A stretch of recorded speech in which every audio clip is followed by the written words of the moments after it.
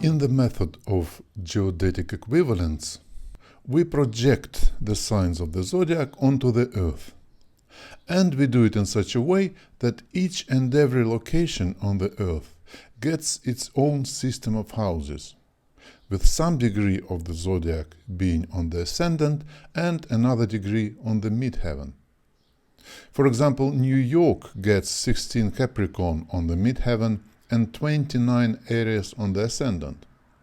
San Francisco has 28 Scorpio on the Midheaven and 8 Aquarius on the Ascendant.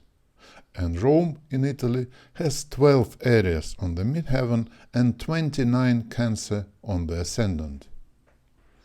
This information can be useful in a few different ways. First of all, a person's natal planets can as if plug into a location's system of houses.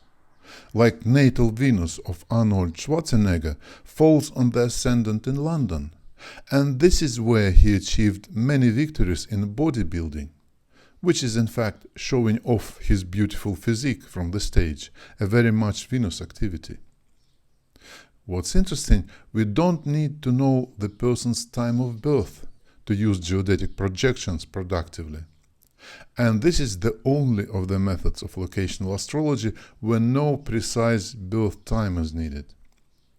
We can even create a geodetic map, which will look exactly like an astrocartography map, but it is based on a different set of ideas, so the lines of the planets will go through different places.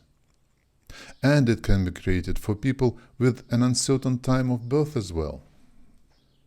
Another useful application for geodetic equivalence is finding out where on the Earth an important celestial event, such as an eclipse, will most likely manifest itself. This will help us to foresee the locations of political unrest, economic trouble, and even natural disasters. Official science insists that earthquake cannot be predicted, but in the geodetic equivalence course we shall study several charts of major earthquakes, and you will notice that the same pattern can be noticed in many of them. One interesting opportunity unique to this method is that it can help you to find a so-called resonance location.